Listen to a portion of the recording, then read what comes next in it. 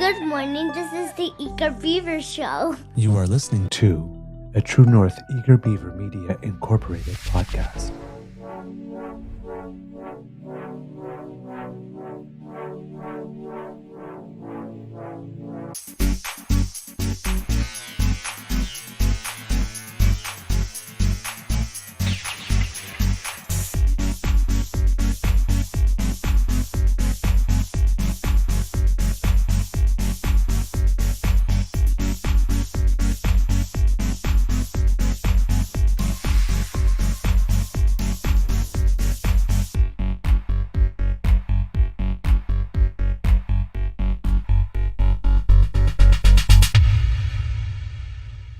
The True North Eager Beaver podcasts are proudly brought to you by our founding sponsors, the Misfit Mysteries from Corvid Moon Publishing, your source for science fiction, fantasy, and cozy mysteries featuring a broad diversity of characters, CanadianTarot.com, your uniquely Canadian online eclectic tarot community, and the Peppermaster, hot pepper sauces made from farm-fresh ingredients to thrill your taste buds and expand your mind.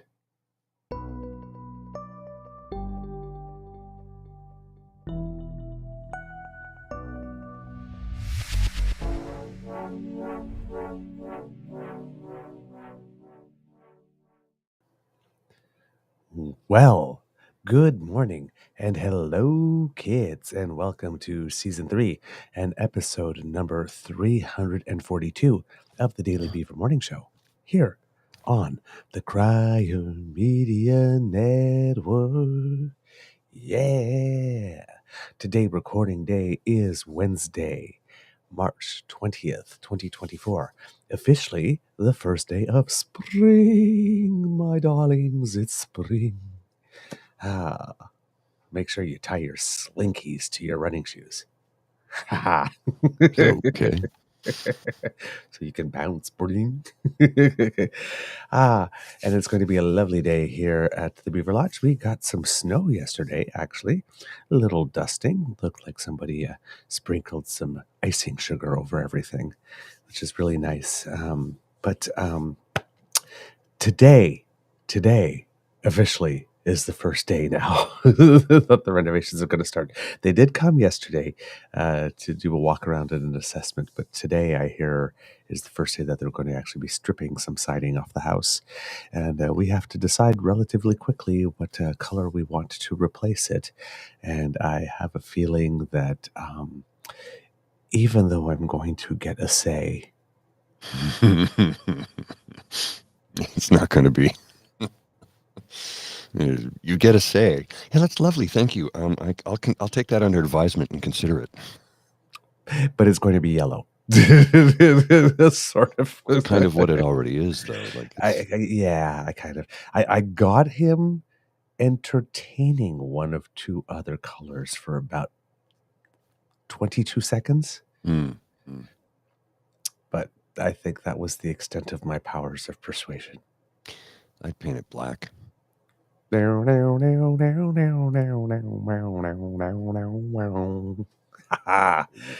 that well. Yes, we do have one that's if not black, very, very, very dark charcoal. And I'm just wondering, in the summer, how much heat is that to bringing in extra? So that's one of my my only hesitations for darker color. Well, you know how they have like the solar tiles. Solar City sells the tiles that are guaranteed for like 50 or 75 years or something like that. Oh, and they look like regular tiles.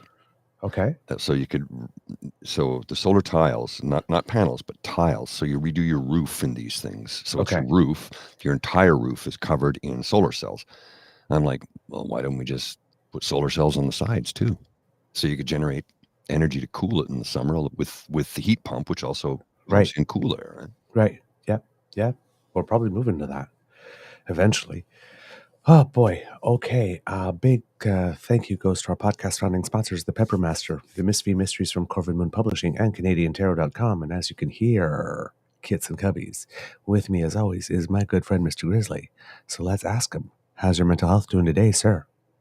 When I first woke up this morning, I was feeling very groggy and almost hungover, which is weird because I didn't have anything to drink.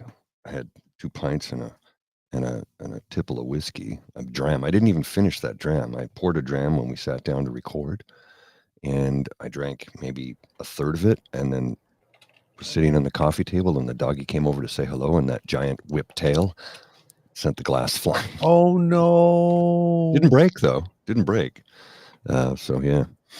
So that was still some good whiskey. Oh yeah. But the thing is, I don't understand why I woke up feeling so this morning.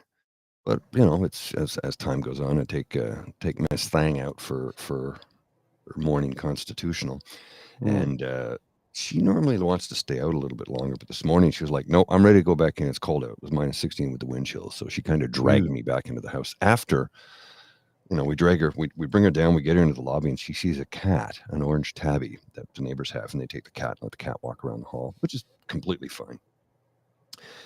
She sees the cat, and she's kind of okay, and then we get her into the vestibule on the other side of the glass, and that's when she goes crazy and wants to attack. And I don't know if it's attack or play, but she just starts crying, like it's kind of funny. Anyway, so we got her outside, and she's fine now, but she's wrapped up like a burrito in a blanket on her bed because she got cold, and normally she'd be sniffing around here. Nope, she's still on her bed wrapped in a blanket. So the 10 minutes we were out, she got a chill. Okay. Yes, I was explaining to the kids at the beginning, going, I'm sitting there and I'm watching a chair. So, but you were on doggy duty. Yes. And then of course I have to come in, take a quick shower, and get dressed. So yeah. So, anyway, all done. So, I really had a hard time waking up this morning. And have you been drinking enough water? Yeah, I drank a lot of water last night. Okay. I had to pee several times in the middle of the night. So yeah, no, and of course, any man who has a lady partner will discover that usually the lady partner has 9 glasses of water spread throughout the bedroom so that you can hear the laughter. Yes. every 3 feet or every meter, there's a glass of water. So if she has to get up to pee, she can take a sip and then take a sip on the way back in from the other one. And then there's a bottle of water beside the bed. I'm like, if I drank as much water as she did, I would probably pee my pants constantly. Hello. And kids, you may see me swinging my arms around. For some reason, I do not know how they got here, but overnight, 4 flies got into this room. And yes, we have flies in the house already. It's a little chilly out. I know. I think maybe that's why they're in today. And as soon as the music started for the countdown, 4 appeared out of nowhere and all simultaneously dive bombed me. So I was like, whoa.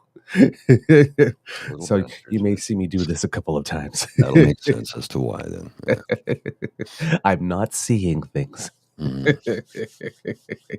All right, kids and cubs, to make good on a promise, because yesterday I was really interested, given that former Prime Minister Brian Mulroney is laying in state, and I had heard that the leaders of the parties had paid tribute to Prime Minister Mulroney in the House of Commons with his wife, his now widow, and 4 children in presence.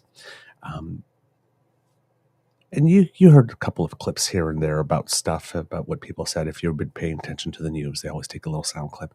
But the one I was interested in was the leader of the opposition, Miss Elizabeth May.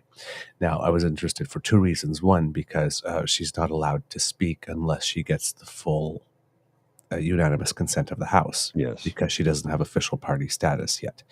And there have been a couple of times, sometimes like on International Women's Day or something like that, where some knave, I assume from the conservative ranks, says no.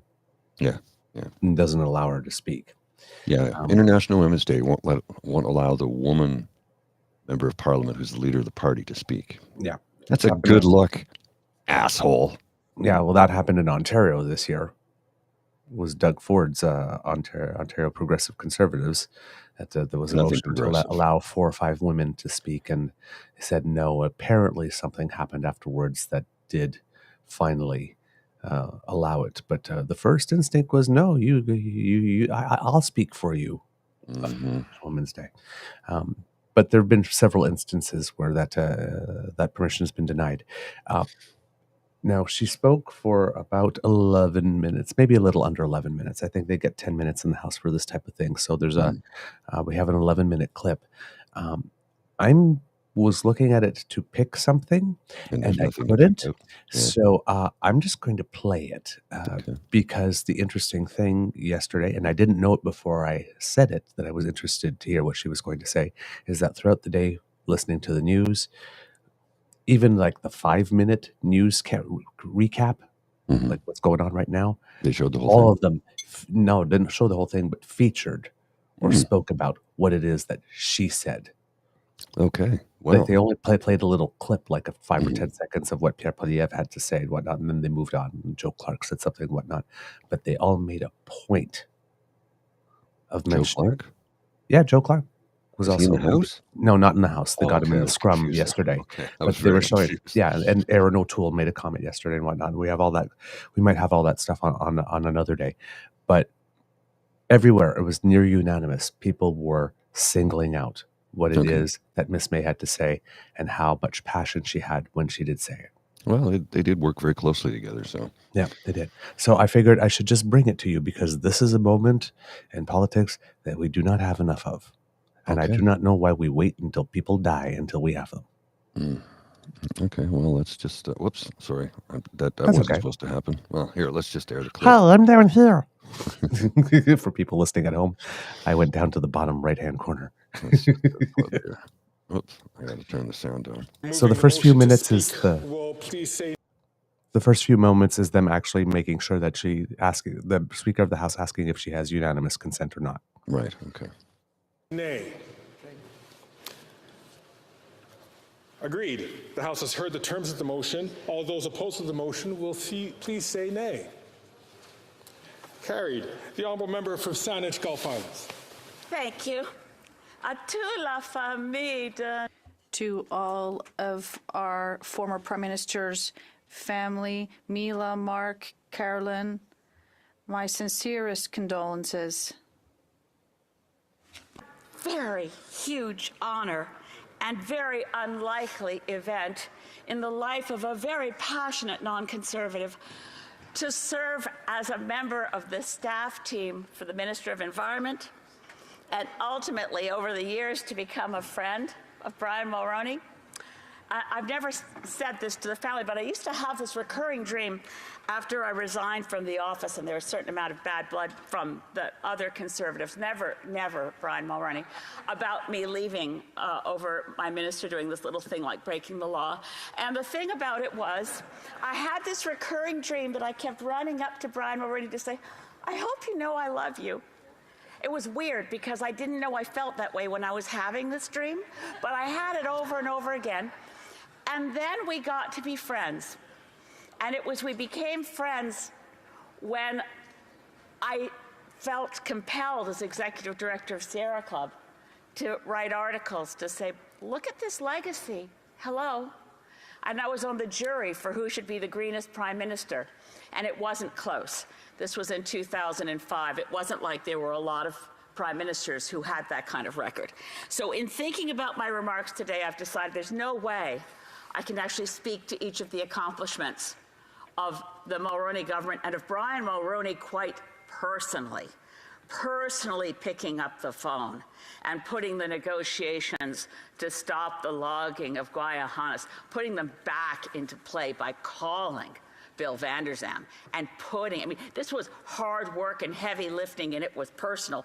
Where it came from, I can't tell you, but I know it was profound and real and personal on issue after issue. So I've decided the only way I can get through them is to list them.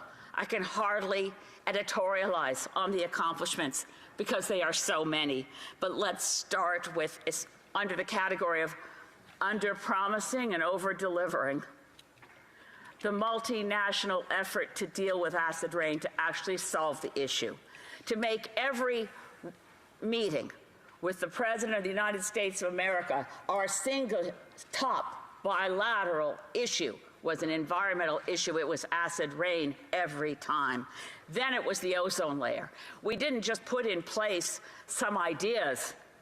Brian Mulroney quite literally saved all life on Earth when Canada stood up and organized the Montreal Protocol and saved the ozone layer so that now just is no longer being eroded, it's repairing itself. And I was never so proud as to see him at the 30th anniversary of the Montreal Protocol in Montreal when he even mentioned me in his speech there. We were there in the same Congress where it was negotiated in September 1987.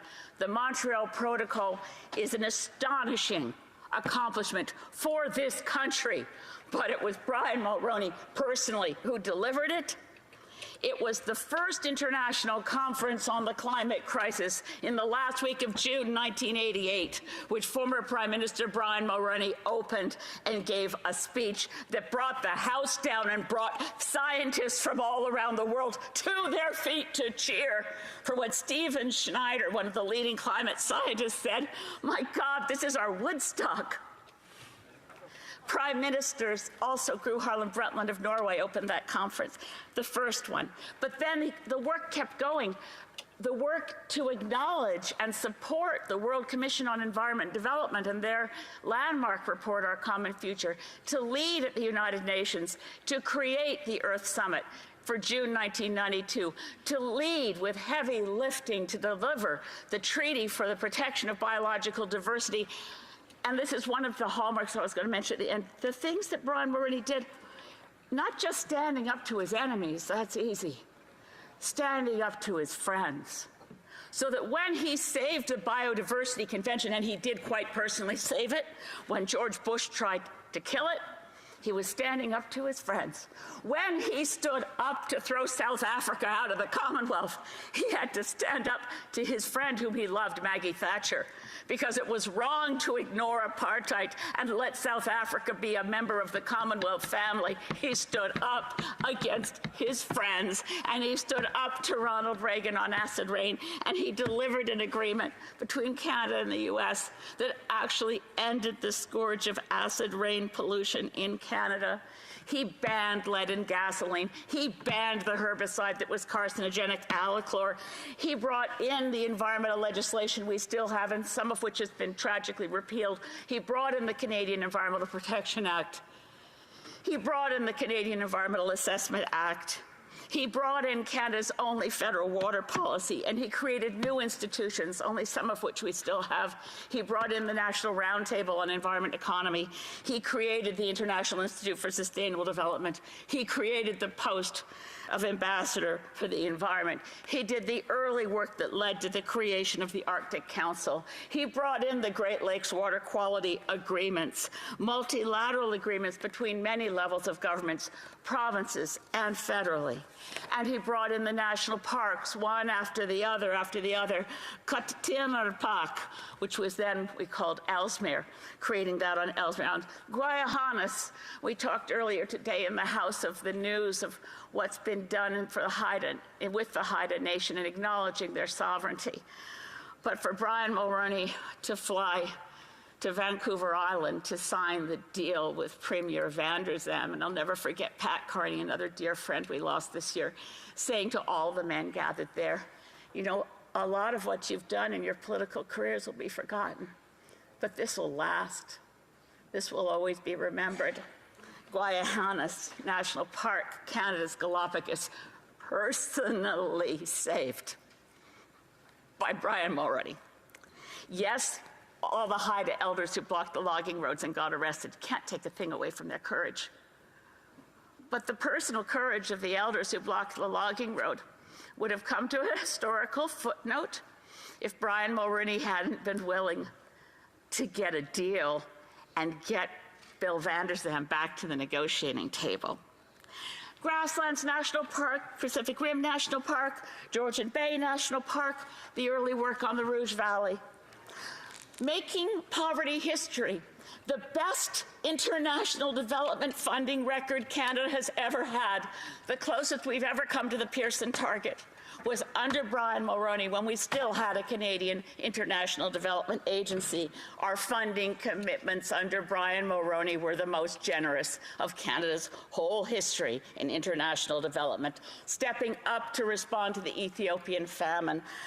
The problem is with this kind of resume, not only can you not pad it, you can't even list it and not run out of time.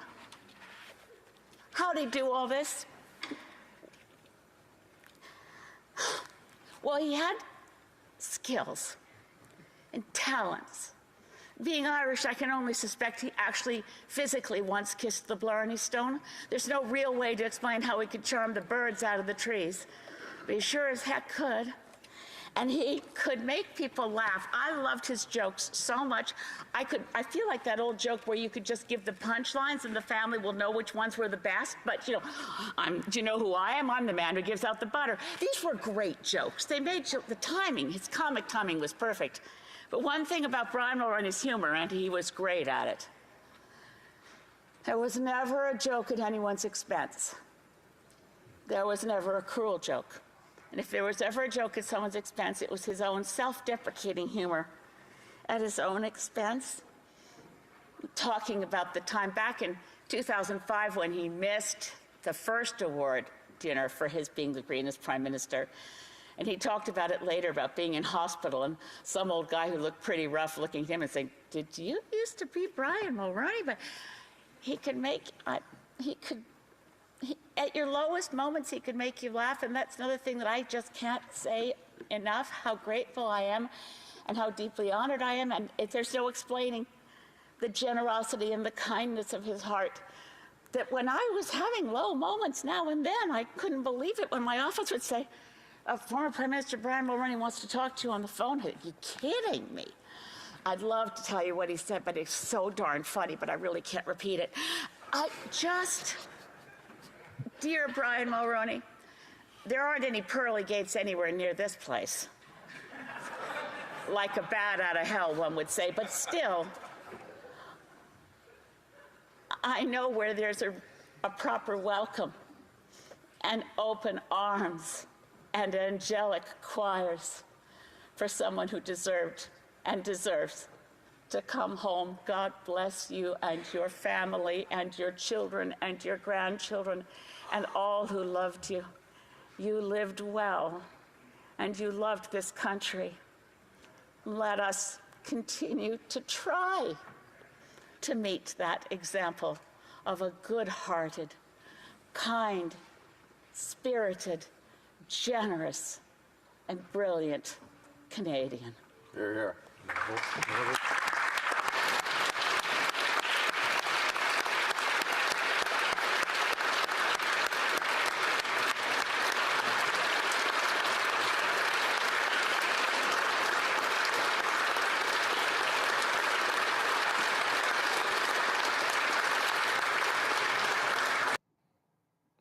And that, Kits and Cubs, is why Miss Elizabeth May is frequently selected as the person most admired by her own peers. I'm gonna address a comment here from Carpet Bomber. Not the kids can't see it because it's from Twitter. I'll put it on the screen and I'll address it quickly. I believe in climate change and respect Miss May, but I think this is a little too dramatic and over-embellishing of Mulroney. He did some good things, but he never wore a halo. I'm not going to argue with you. I'm going to agree with you, actually. What? This was a close, dear friend who was lamenting the loss of a close, dear friend. And she's going to triumph the goodness that he did. We all know about the badness. We know about the cash stuffed envelopes. We know these things. I've got a book written by Stevie May called On the Take. Mm-hmm. It's about, oh my God, it must be 30 years old now, the book. Yeah, probably. And it details, well-researched book, details all of the wrongdoings and the crookedness. But this is an individual, Elizabeth May, the Green Party, who's concerned about the environment. That's her party's stance, is environment first. So, she was paying a heartfelt tribute to the greenest prime minister ever, right? So, I get it. Yep. By the way, on the take was Stevie Cameron. Stevie Cameron. Thank you. Yep. And, yes, he didn't wear a halo. But all that huge list of accomplishments on the environment and that huge list of accomplishments in other places. And she didn't mention things like Charlottetown and Meach and GST and free trade, all of them, which were what we call in French des projets de société. Huge, large, socially transformative initiatives. Some that worked for him, some that failed. He failed on Charlottetown and on Meach to actually get the full agreement passed, but he did get everybody to agree on something to vote on in the first place twice. Yep. An attempt to bring Quebec back into the Constitution, and then free trade did go ahead, and GST did go ahead, and his work on apartheid, his work on getting a lot of environmental institutions and measures off the ground. So it's like when we look back in the United States, we talk about Richard Nixon having formed the EPA. We look at 2024, we'd never consider anybody on the right-hand side of the spectrum of wanting to do anything whatsoever for the environment. But there was a time when that was the other side of the coin. It was the other story. Well, there was back in the time when we used to call it environmental conservation. So therefore conservatives were into it. But then it switched. We got caught in the culture war thing instead. Pardon, I have a frog in my throat. That's okay. And I'm going to go back to his years as prime minister. I was not a fan at all. I wasn't. I was not a fan. I am going to acknowledge all of the good he did. I will also fully acknowledge a lot of the things he did I completely disagree with. Privatizing Air Canada being one of them. That was selling off our vaccine stuff. Yeah, we used to manufacture our own vaccines. He sold we that used off. To be a world leader. That's right. We will be again because we're redoing it. But who's bringing that in? Current prime minister now. Liberal leader. So, yeah, look, you cannot sum up a person's life by only the bad things or the mistakes they made. And you cannot sum up a person's life by only the good things they did. It's called nuance, and we all have it. And we're all going to make mistakes. And as we get older, we learn and we try to do better each and every day, because when you know better, you do better. It's one of the mottos of the show that Mr. Beaver brought to us. And here's the thing. I agree with it. When you know better, you do better. Or at least most of humanity tries to do better. Some people, Pierre Poilievre, Donald Trump, 2 examples, are people who just are going to do whatever the hell they want because they're convinced they're right. And they're total narcissists, and we're stupid, so they're going to do what they want to do. But most of humanity, when you learn a better way to do something, most of humanity will do it. So I think Brian Mulroney recognized that, because who did he support? The current prime minister, the liberal leader, Justin Trudeau. He said, he's the man. He's the guy. He's the progressive. What did John Baird say? The most progressive leader? And remember how he got slapped down the next day? Because I'm sure Mr. Harper took him to the woodshed on that one. Indeed. Yes, and Carpet Bomber makes a comment here. And yes, I would have been very interested in hearing what Clyde Wells or Gary Feldman had to say today. Today, especially, yeah. Yes, but, Brian Mulroney has not been prime minister since 1993. It's been 31 years. Yeah, so with 31 years distance, what would they have said about him? It might be a little different than what people might expect. Might be, maybe not. Who knows? Maybe they took those 30 years and said, kept on cursing his name under their breath every time they heard it, too. Well, it's quite possible, too. Trust me, there was a lot to curse. Some people let time heal wounds. Some people make the wounds bigger. Case in point, 2 CFL guys from years ago at a CFL reunion. They were on the opposite side of teams. And they had a fight 50 years ago. They were sitting on a stage and started beating the hell out of one another with their canes. They still hated each other after 50 years. From a single event in a Grey Cup game. So some people hold on to it. Some people let it go. It's up to you to decide how you want to live your life. Holding on to a grudge, holding on to anger and hatred, holding on to that will only age you, harm you, and make your life miserable. It's up to you to decide how you want to live. I can't tell you that, but hanging on to grudges won't do you or anybody else any good. And here's the thing, the person you have the grudge with, they probably don't even know or don't even care. Mm-hmm. I know sometimes people ask me, what do you think about XX person, whatnot? And if it's a person that is sometimes I've not had a positive experience with, my typical answer is, I don't. I don't think about them at all.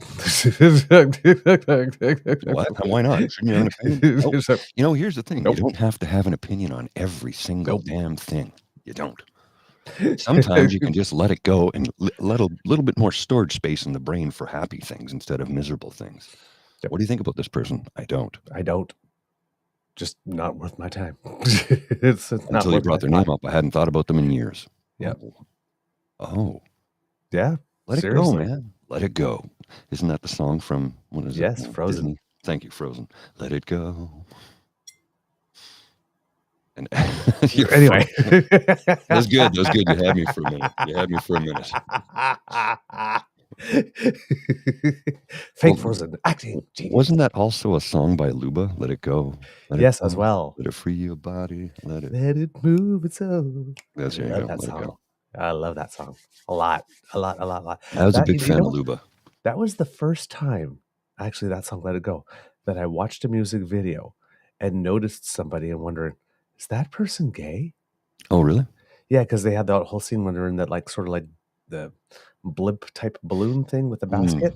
Like, they got old people dancing. And there was one tall guy somewhere, like, in the middle, maybe a little to the right of the screen, who was like just dancing away with them in the group, but like my eye just immediately was drawn to that person. It's like, is that person like representing? I didn't know the term representing, but that was like my thought at the time. It was like, just like, gee, I wonder, like this is only flashed on the screen like for a couple of seconds, but it was the first time I got a sense that there might have been someone on TV, right, who was like me. Yeah, I'm sure that was an eye-opening moment for you. Yeah. This thing from Scrappy McBuckyball more than 10 years ago, a journalist doxed me on another platform, and I held a grudge with him for years before I let it go. But you let it go, right? And I bet you your life improved when you did that, because that anger was gone. You know, sometimes you can let something go. When somebody's harmed you, you can let it go without forgiving them, and you can still be okay. Personally, I try and forgive them, even if I don't say to them, I forgive you. If I forgive them in my own mind, I can let it go completely and move on. Just a little bit. I guess that's my advice for today, my words of wisdom for today, really early in the show. There you go. And for kids who happen to be on Twitter, friend of the pod, Craig Beard, who has the Canadian History A or X. Great Twitter, great show. Yeah, website is doing this thing where he's having people vote on what is Canada's greatest song. So he started with over like 128 songs or something, or even more than that before, because he had people vote to actually who's going to. People got to vote to add the songs and then the ones that got most of the vote got put into this random generator where they got put into like this bracket, I guess, and right now he's in round 2. We're down to the top 64. So if ever you're following him, give him a little click, because especially if you like Luba, because every now and then a Luba song comes along. I'm just putting. I don't know if every time I don't know if every time I see your picture made it past the first round, but that was like her signature song. Yeah, her signature song, and it was the one that brought her to the forefront of Canadian radio. Yeah. Because at the time, I mean, we're going back to the 80s when Canadian artists were still struggling to get heard. Yeah. And there was a group of Canadian artists that paved the way for what the 90s became, because at one point in the 90s, 8 of the top 10 songs in Canada were by Canadian artists. And that was not just a 1-week thing. That was like for about 4 years. Sometimes it was all top 10 songs were Canadian artists. The 90s it started in the 70s with Pierre Junot setting the CanCon rules. That's why they're called the Juno Awards, by the way. Right. And then that moved on from there to the 80s, which Much Music and Factor which was the Canadian program to help fund artists to film music videos. So Much Music helped break a lot of Canadian artists. And then the 90s, well, we all know about the 90s and how that broke through with grunge and metal and rock and, all sort of started with Nirvana, if you will. And then the explosion of Canadian artists in the 90s led way to the early 2000s when Nickelback came in and rocked the world and is still doing it. Mm-hmm. This Is How You Remind Me came out on September 11th, 2001. Mm-hmm. Did you know that? Mm-hmm. Yeah, I remember. That was the moment that changed things, right? Yeah, so I remember a time not too long ago, I think that the number one country artist in the world was Shania Twain. The number one jazz artist in the world was Diana Krall. Mm-hmm. The number one pop artist in the world was Celine Dion. And I think there was the number one rock artist in the world was Alanis Morissette, all at the same time. Yeah. Thank you. And for those, since we're going a little bit down memory lane and the Junos are coming up, Luba was nominated for 12 Junos and won 4, including Female Vocalist of the Year in 87, Best Video for How Many Rivers to Cross in 1986, which is probably her second signature song. Mm-hmm. Yeah, that was How Many Rivers to Cross. The Earth and Sky, wasn't it? Yeah, that was an amazing song. I have it on vinyl. Yeah, Female Vocalist of the Year in 86 and Female Vocalist of the Year in 85. So basically, Female Vocalist of the Year 3 years running. Yeah. And then, nominated for a whole bunch of other ones anyway along the way. So there you go. And if you're watching us on the Twitter feed somewhere and you want to join in the chat here, I will put our link on the screen. It's not a clickable link. You'd have to type it in, unfortunately, but it's YouTube / True North Eager Beaver Media. We'll take you directly to our YouTube channel where you can join in the chat with all the other folks that are here. There's currently about 1,000 people watching across multiple platforms in the live feed. But if you want to join in the chat with the Damn Fam on our YouTube channel, you can do so at YouTube / True North Eager Beaver Media. All right. Now, the other thing I promised you that we would talk about today, Kits and Cubs, was that vote we had in the House of Commons on the motion, the NDP proposed motion. Now, remember, Kits and Cubs motions are not legally binding and have no teeth, and I don't think that they can. Oh no, those are private members' bills with money. I'm not sure if motions have anything that you can do with money or not, so don't quote me on that one. And the vote originally was supposed to be on an NDP motion to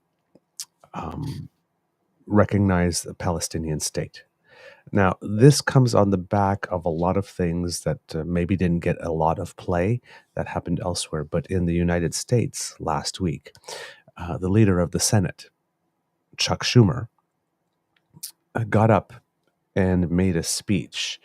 And it was a speech that was heard around the world. The only way it could have been sent more shockwaves is if it had come out of the mouth of the president himself. But I'm guessing it came from the mouth of the Senate leader so that there could still be a little amount of distance away from the president so that maybe something else can be negotiated. But during that speech, Chuck Schumer, who I do believe is Jewish, if I'm not mistaken, called out Israel in a very, very impressive way, and even suggested or outright called for new elections in Israel. Mm-hmm. It seems that there was also some talk about exporting to Israel in the future defensive weapons only. So things that would help with the Iron Dome, but not offensive weapons, and maybe the United States refusing its typical move of using its veto at the United Nations on resolutions that would single out Israel.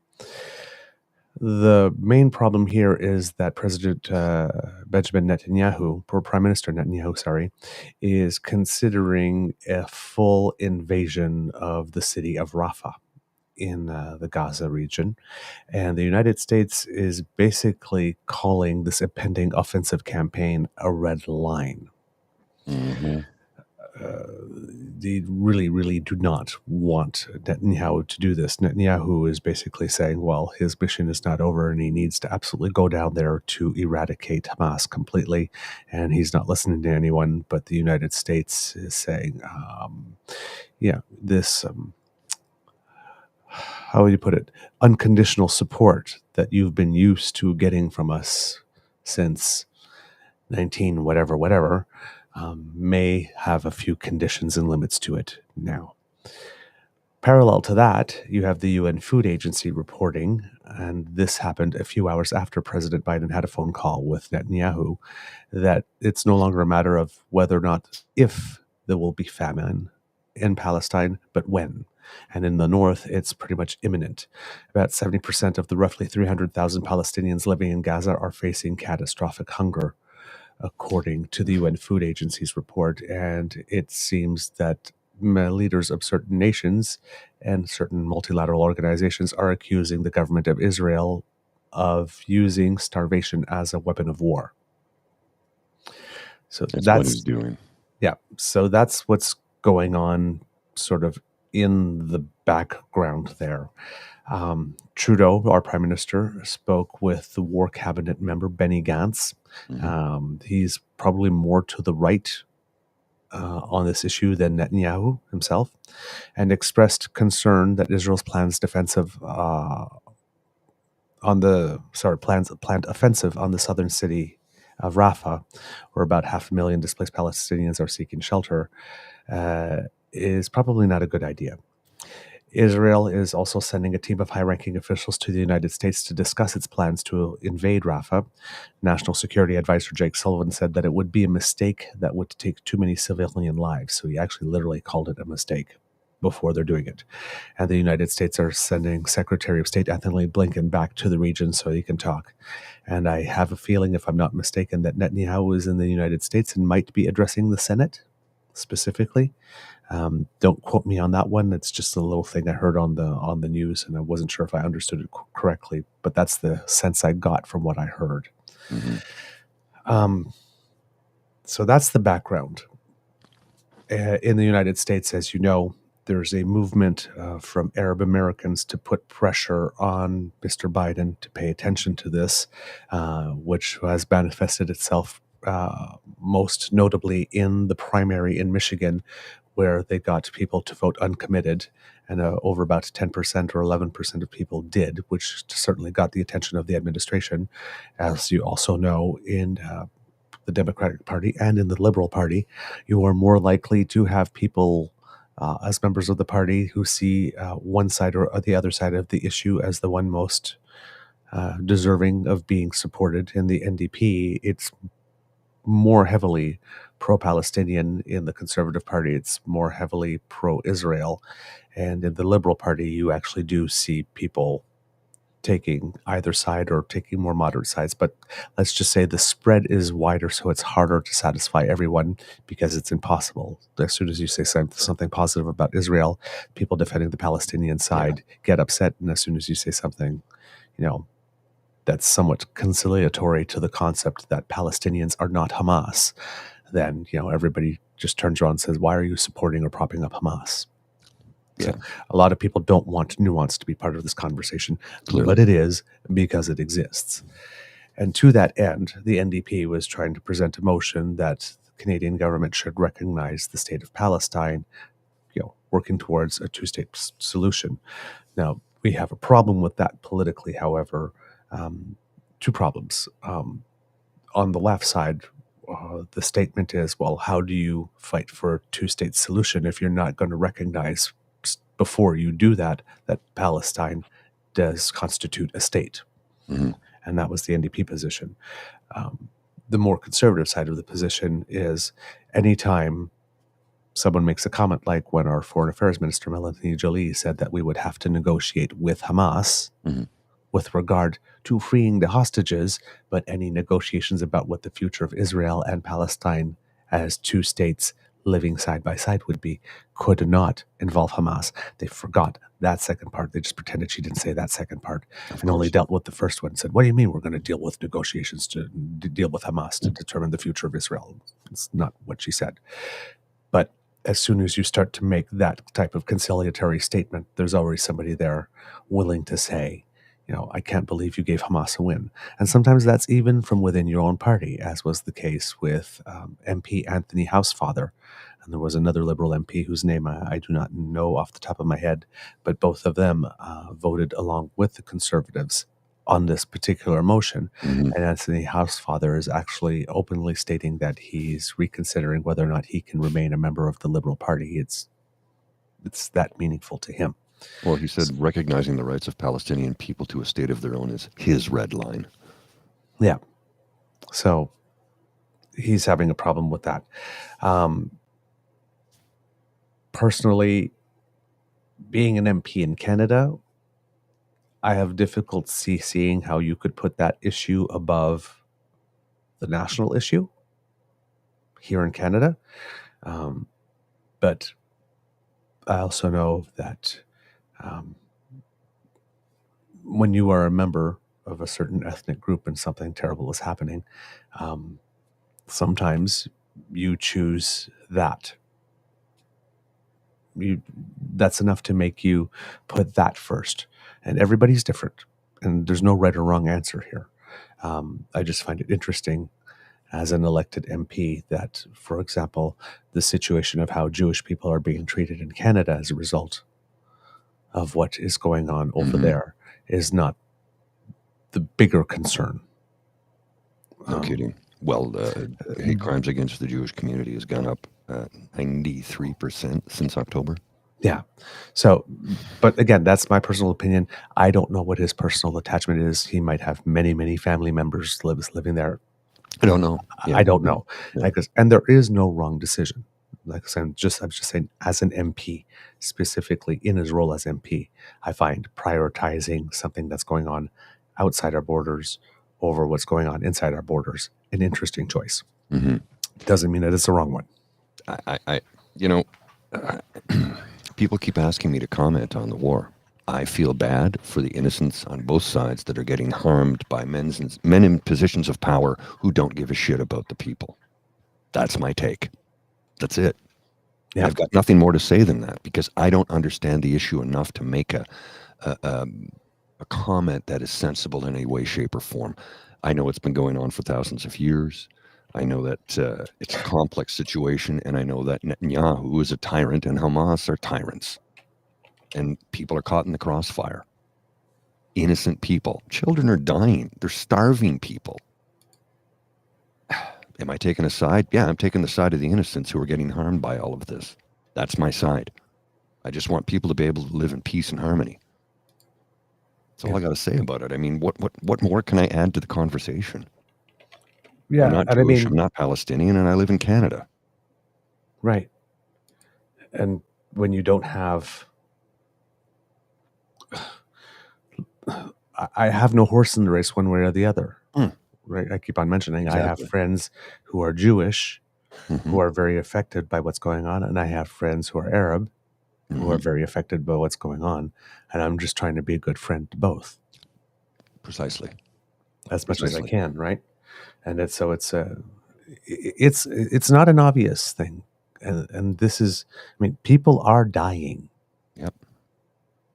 Look, it doesn't get more real. It doesn't get more emotional. It doesn't appeal more to the passions than this, right? So there are very few wrong answers. There's a lot of this is just what's real for you. And, we have to hold space for that. Now, the motion, I would put it, was originally supposed to recognize Palestine as a state immediately. And the Bloc Québécois had announced before that it would side with the NDP going into it. The Liberals had decided that it would be a free vote for the backbenchers. Most likely cabinet was whipped to vote in one direction, which would have been originally against this motion. That's how it looked like it was going to happen. But instead, there were some negotiations on the wording of the motion, and it led to a vote of 204 in favor of it and 117 against. The 117 being mostly all the members of the Conservative Party and a couple members of the Liberal Party who voted with them. Now, the amendments, one would say, softened the language of the original NDP motion. but it led to all the members of the BQ, most of the members of the Liberal, all the members of the NDP, and all the members of the Green being able to vote for it.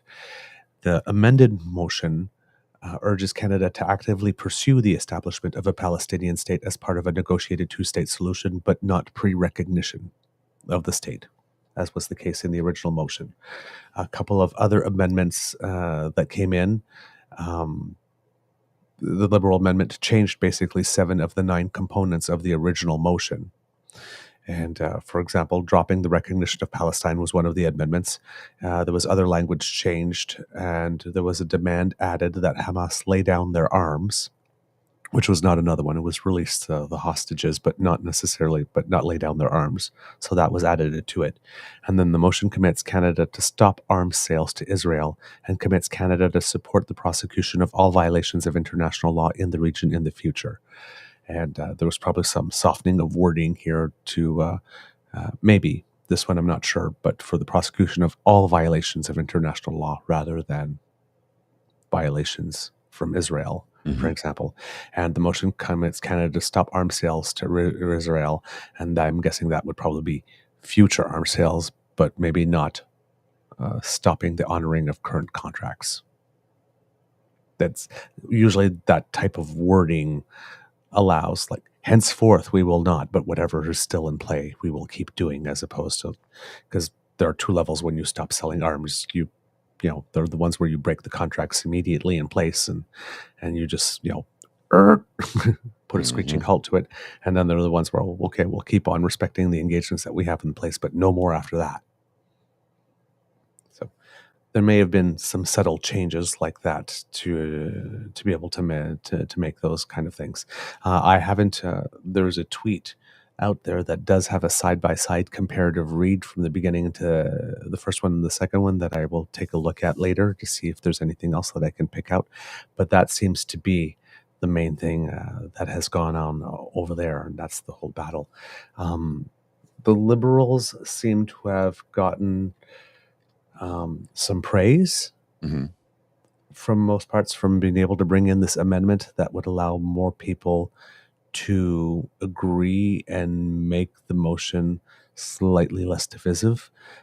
We know for a fact that strategically the Conservative Party of Canada have decided that their bread is better buttered, going in full in for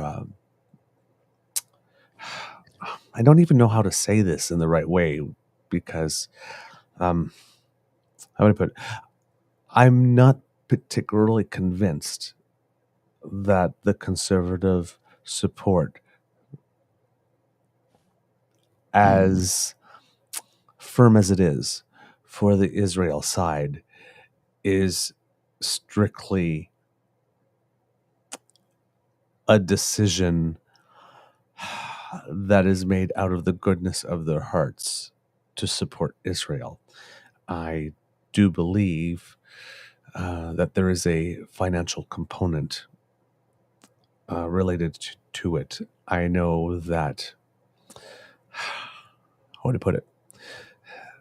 The Conservative Party likes to play on established tropes. So, for example, we mentioned it a lot with the Muslim community. The established trope is that they are inherently violent and aggressive.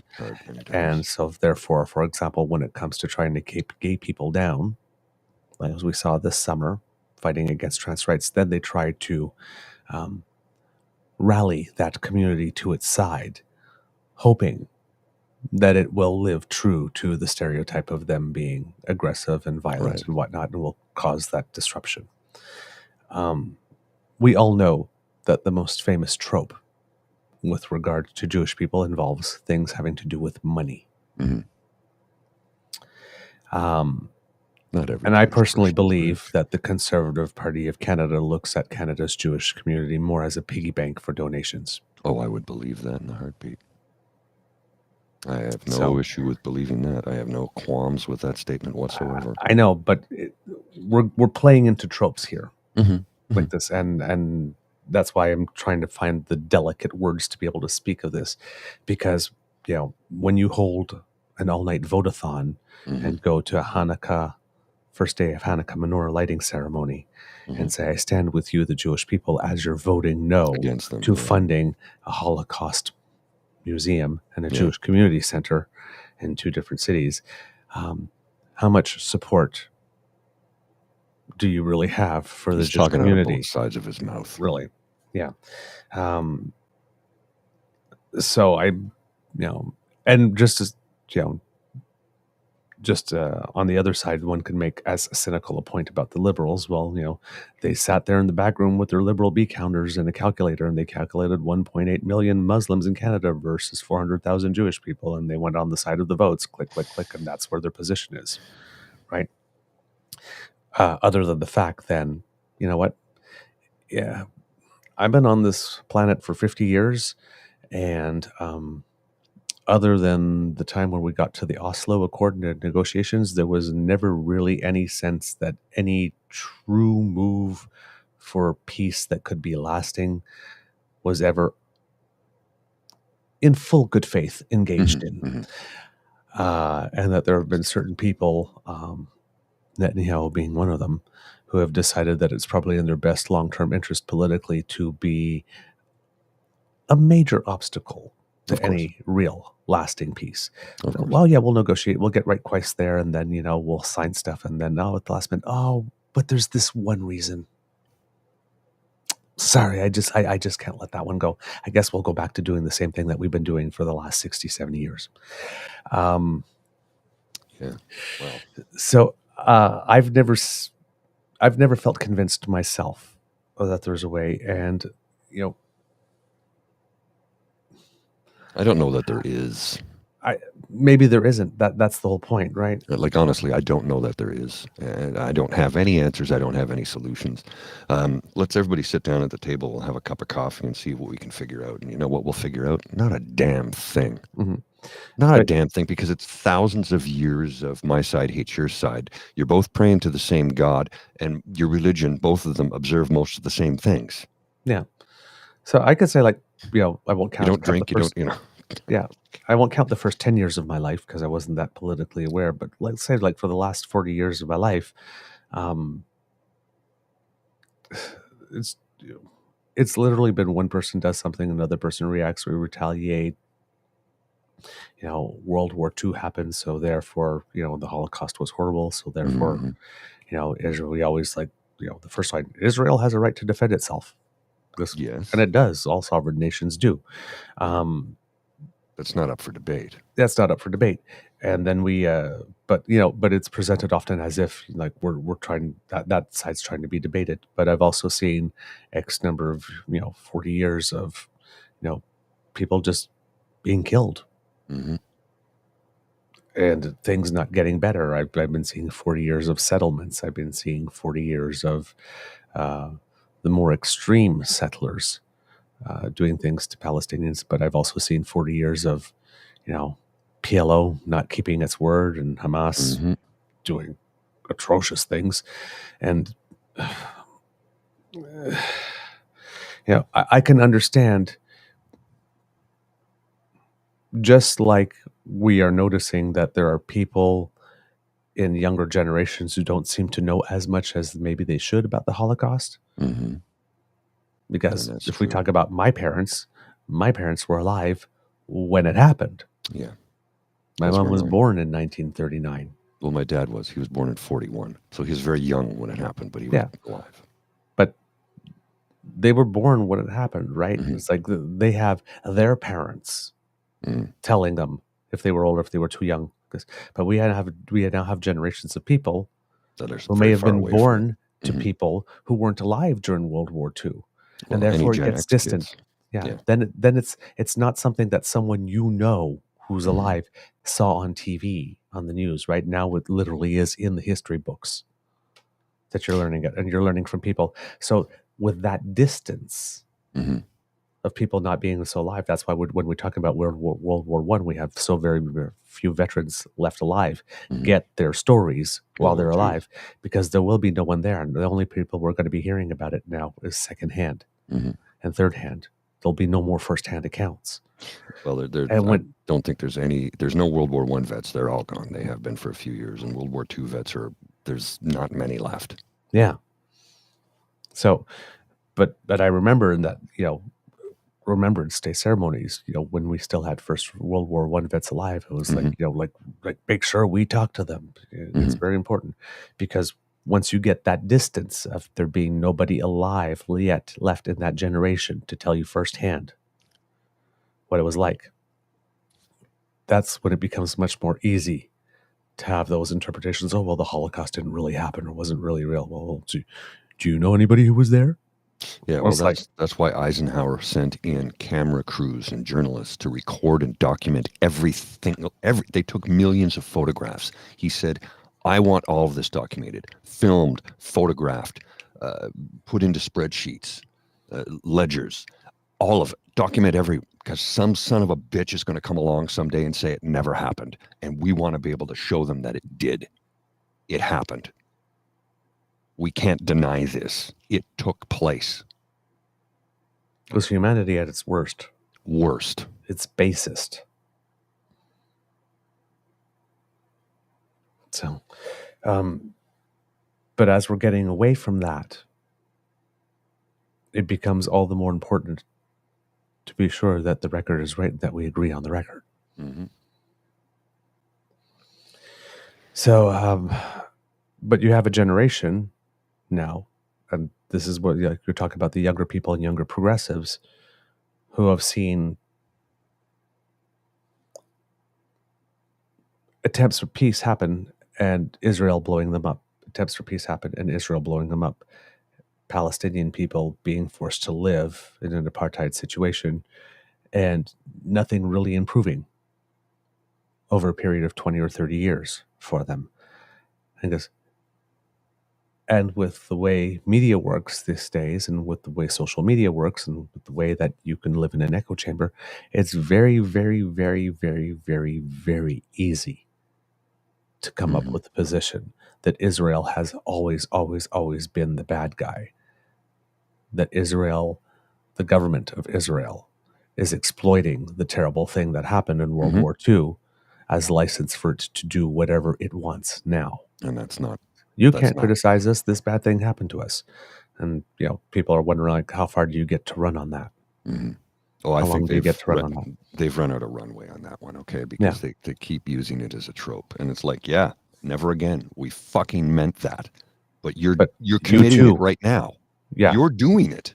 Never again applies to you too. Exactly. So that's why we take the position on the show that Palestinians are not Hamas and Israelis are not the current government of Israel.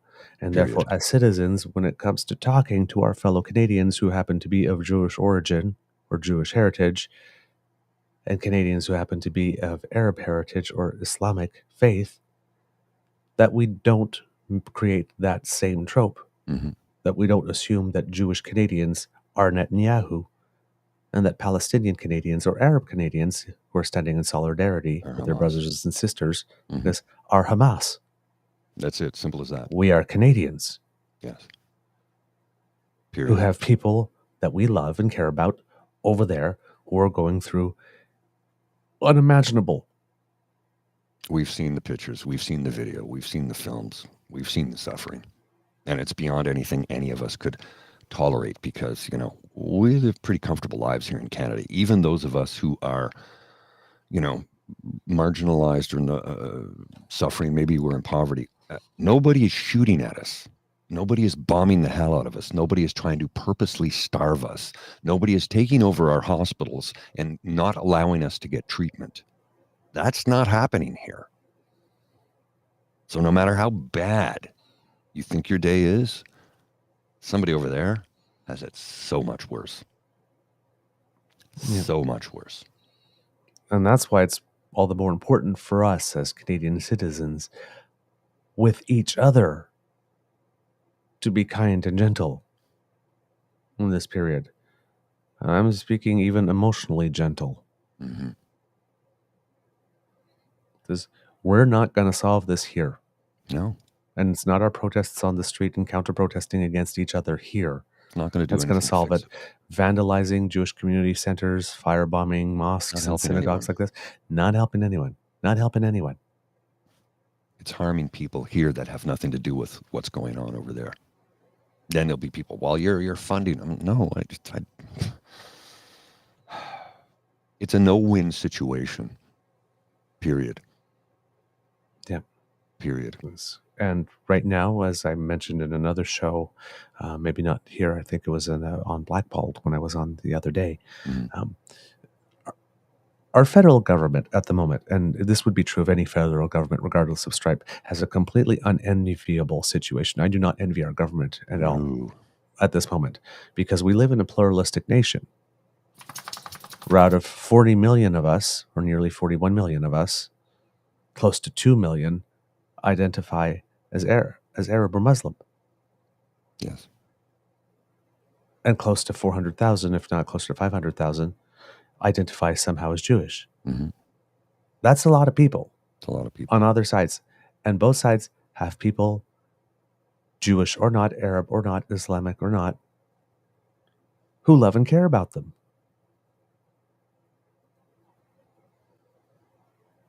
All my friends who are Jewish, even though I'm not Jewish at all, the most Jewish thing about me is that I was born at a Jewish General Hospital. That's it. Seriously, in Montreal. That's it. I have no time. And same thing with Arab. Well, I'm even though but that would be the closest thing for me. Yes. Or it was the right? 60s. That was, yes. That's. So it's like, but even though I have this look, and even though sometimes I sit in a taxi cab and someone speaks to me in Farsi first, because I have nothing in common at all. Nothing biologically in my DNA or whatnot related to that. But I care. Of course. About my friends. We don't want to see humanity suffering. So, and if they have people over there that they love and care about, I care about that. And you know what? You don't even have to be my friend. You could be a total stranger to me. You have someone living over there who's living through this right now. You have my heart. Oh, yeah. Because I can't even begin to imagine. I have been so blessed to live my whole life in Canada. And I've never had to experience a moment like this. The closest moment was when Michael Ziaf Bibo did what he did. I think I was too young for the FLQ. I'm not even sure. I can't even remember what year it happened. I might not have even been born yet. Because I would have been very, very young. But that's the first, what happened on Parliament Hill that day, I guess not the War Memorial, was the closest to anything like that I've personally had any remote connection to. The only other event I remember is in the late 80s, might have been 1990, I can't remember exactly, when a gentleman hijacked a Voyageur bus and had the driver drive it onto the hill. On Parliament Hill, and I think that was 89 or 90. I can't remember exactly when. Yes, I remember that as well. Yeah, that and the assault. I don't know if you can call it. Would you call that a terrorist attack? I guess I don't know. The guy's dead. He was shot to death in the center block. So I don't know. But I do recall that event, watching it live on television as it unfolded, and I thought, okay, they're bringing out the negotiators, and then they said RCMP sharpshooters are positioned on buildings. I'm like, well, they better hope the negotiator does some negotiating, because those guys do not miss. And they were able to talk him down, and they were able to get him off the bus, and nobody was harmed in the end, which is what you want. And I can't even remember what he was protesting. Why he did that. I don't remember what it was for. Do you recall? Nope, I don't remember. Yeah. That's 35, 36 years ago, something like that. I'd have to go and look that up, but that's a difficult one. The old memory banks aren't what they used to be. Multiple concussions to this dome. Yeah. We're going to have to wrap, sir. I got to get to the office. Yeah, I was just about to ask that. Yeah, I an article here about it. Hopefully I'll be able to get it during the break. What happened? Kits and Kubs, that's the end of this episode of the Daily Beaver Morning Show. We hope that you love listening to us because we love making this for you. Remember, sharing is caring and word of mouth is priceless, and you have the mouths from which we want the word to come. So please tell all of your peeps and poops all about us. It makes us so very happy and it helps us out a lot.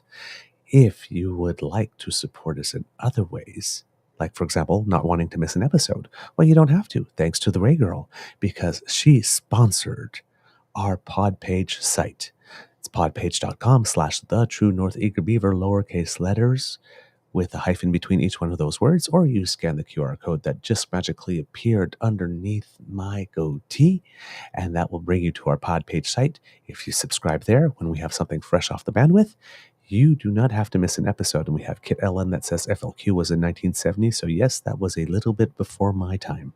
I don't even think I was a gleam in the eye at that point. I was too. If you would like to support us in other ways, make like Kit Elaine and go to our True North Eager Beaver Media Incorporated YouTube page. And there we have 3 buttons for you to do what you want with. Like, share, subscribe, lick them, tweak them, click them. All of it helps us. It's so very much so. That almost sounded like that old tequila meme. Lick it, slam it, suck it. Lick it, slam it, suck it, do it. Everybody click that button. And if you would like to support us in yet another way, if you go to our coffee page, which you can do if you scan that QR code by Mr. Grizzly's lovely dome, or if you click in to your computer, ko-fi.com/eagerbeaver. There you will find the Emergency Hydration Fund where you can make a donation to us, and that helps to ensure that our vocal cords remain saturated with moisture so that we can deliver this wonderful show that you all appreciate 5 days a week. And sometimes a little bonus stuff on the weekends too. Hey, you never know. We do the podcast from time to time. Yeah. So there you go. Anything that you can contribute there really helps us out. We had a donation yesterday. So thank you very much for the person who did that. And of course, we will have more appreciation later on, and we'll be able to do that, give you a shout out loud. All right, because democracy is something that you do, make sure you write those letters, Kits and Kubs. Make sure that you sign the Hamilton Helps petition if you can. Kit Dan gave us an update at the beginning of the show that Kit Angela will be having her meeting with Mayor of Hamilton, Andrea Horvath, at 11 a.m. this morning. Okay. Let's hope that she is able to be persuasive in person, because she certainly has been persuasive being on the sidewalk. Mm-hmm. So let's hope that persuasion continues, because we need our elected officials to make good decisions and to not make homelessness a policy choice. Mr. Grizzly, do you happen to have more words of wisdom? Because I know you got them out a little early about letting things go. Well, choosing a side in this Israel-Palestine thing that's your decision to make. I'm not going to tell you what to decide, but I mean, try and remember the humanity of it all. There are children dying on both sides. People are starving. Their lives have been destroyed, all because a few men in power on each side of the dividing line want to eliminate the other.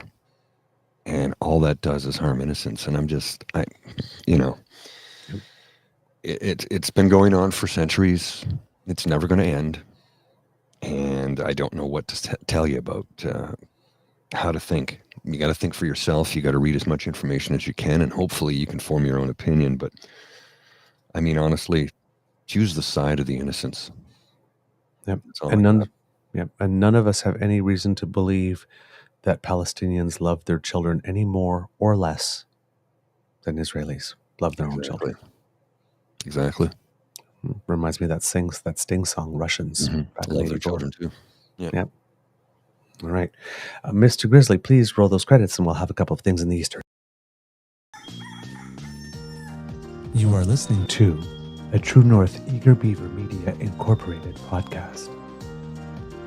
The True North Eager Beaver podcasts are proudly brought to you by our founding sponsors, The Misfit Mysteries from Corvid Moon Publishing, your source for science fiction, fantasy, and cozy mysteries featuring a broad diversity of characters. CanadianTarot.com, your uniquely Canadian online eclectic tarot community. And The Peppermaster, hot pepper sauces made from farm-fresh ingredients to thrill your taste buds and expand your mind. We are grateful to the Crier Media Network for its support, Pete Jarvis for our artwork, and Paul Joseph Something for our opening and closing sequence music.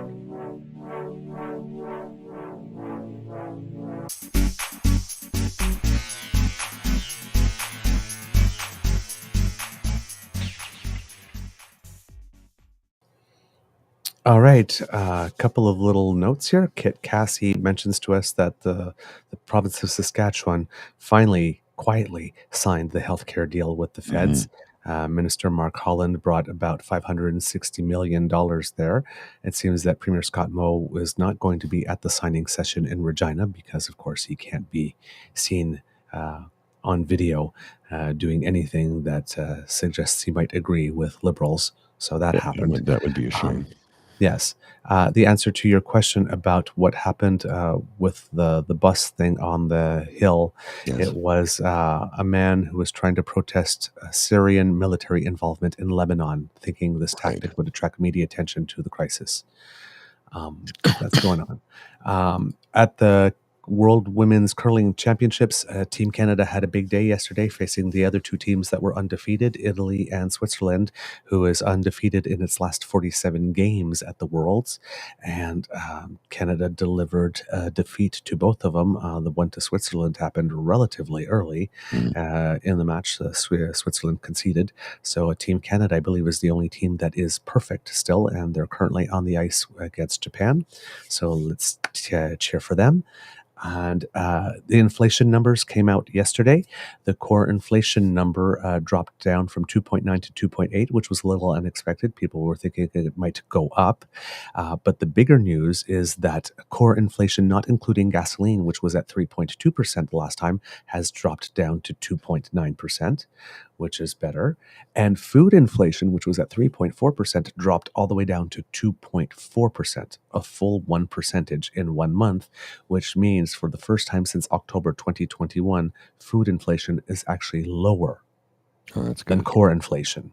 That's good. Which is exactly where we want to be. Yes. And you notice that Pierre Poilievre was nowhere. Of course. Nowhere thanking Trudeau for this, blaming Trudeau for this, or acknowledging that something good had happened for the economy or food prices. Something bad, Trudeau bad. Something good, silence. Yep. So those were the snippets. Do you have anything, Mr. Grizzly? Yeah, I do. I have a clip. It's 17 seconds. It's from this hour, has 22 minutes, and it shows you what happens when Pierre Poilievre is off script and somebody says something that he doesn't necessarily like or agree with.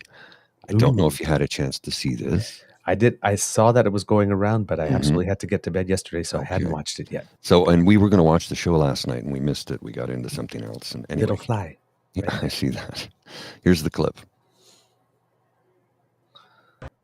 Wow, Pierre Poilievre, such an honor to meet. My name is Dan, I'm with 22 Minutes. It's so nice to meet you. I think you're doing an amazing job. If it was up to me, you'd be the leader of the opposition for the rest of your life.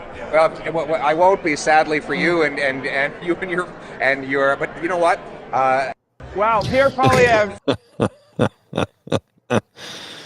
Yeah. He's also standing very weird. I think somebody pulled the strings on the corset a little too tight. Well, here's why did he skip out on a debate?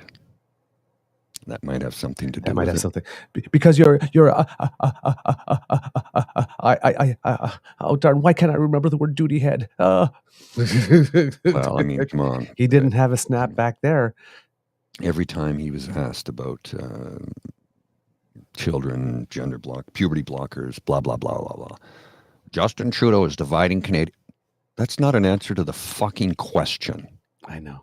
Kitche, roasted pigeon. I believe that's a delicacy in some places. Especially in the House of Commons cafeteria. Oh, excuse me. Alrighty, I got to get out of here. I'm going to be late. Delicious. Yum, yum, yum. I'll see you.